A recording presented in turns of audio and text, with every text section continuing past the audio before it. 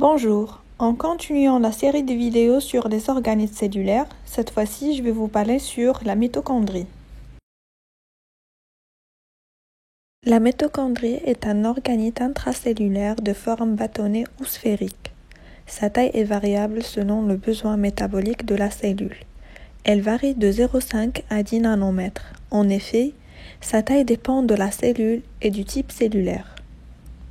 La mitochondrie est indispensable au fonctionnement cellulaire, car c'est le lieu de la production d'ATP, et aussi elle déclenche l'apoptose en cas de dysfonctionnement grave de la cellule.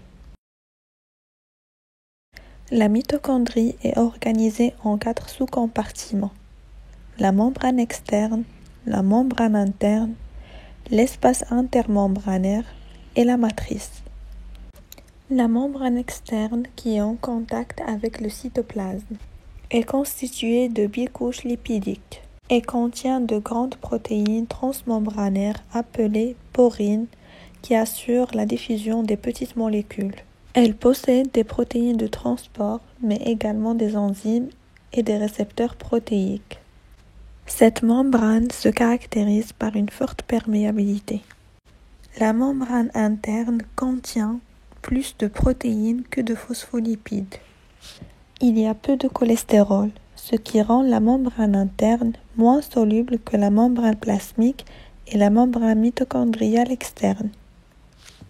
On retrouve une perméabilité sélective de l'eau, des ions, des métabolites, des protéines qui se fait par des canaux transporteurs spécifiques. On retrouve également à cet endroit la chaîne respiratoire. La membrane interne émet des invaginations qu'on appelle les crêtes mitochondriales qui augmentent la surface d'échange entre le milieu extérieur et l'intérieur de la mitochondrie. Dans la membrane interne, on trouve des protéines de 3 types. Les protéines de transport de molécules, comme les perméases, les protéines de transport d'électrons pour oxydoréduction de la chaîne respiratoire, et des enzymes et des complexes enzymatiques, en particulier l'ATP synthétase. C'est un espace aqueux entre la membrane externe et la membrane interne.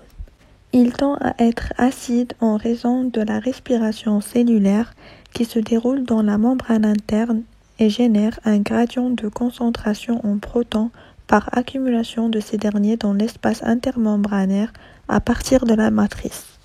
Cette acidité sera ensuite utilisée par l'ATP synthétase de la membrane mitochondriale interne pour produire de l'adénosine triphosphate, l'ATP.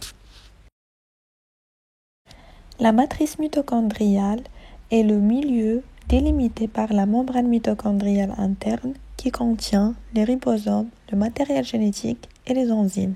Elle contient environ 2/3 des protéines totales de la mitochondrie. C'est dans cette matrice qu'on retrouve les réactions suivantes: oxydation du pyruvate avec le complexe PDH, le cycle de Krebs, la bêta-oxydation, le cycle de l'urée et la protéolyse du signal de ciblage mitochondrial.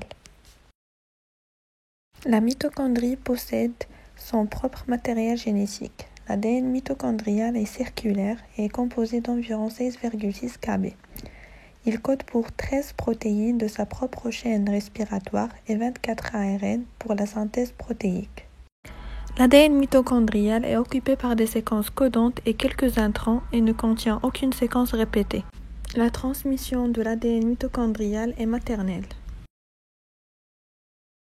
Comme vous voyez dans le schéma, la mitochondrie utilise les nutriments pour la production d'énergie, sous forme d'ATP. Les pyruvates produits par la glycolyse et les acides gras sont apportés dans la mitochondrie et utilisés pour la production d'acétyl-CoA. Celui-ci entre ensuite dans le cycle de Krebs, ce qui mène la production de CO2 et de NADH. Le NADH est lui-même oxydé via la chaîne respiratoire avec la réduction finale de l'oxygène en H2O. La production d'un potentiel mitochondrial est exploitée par l'ATP synthétase qui permet de produire de l'ATP qui est ensuite exporté. L'exportation d'ATP est associée à l'impôt d'ADP qui servira ensuite à être phosphorylé par la chaîne respiratoire et qui donnera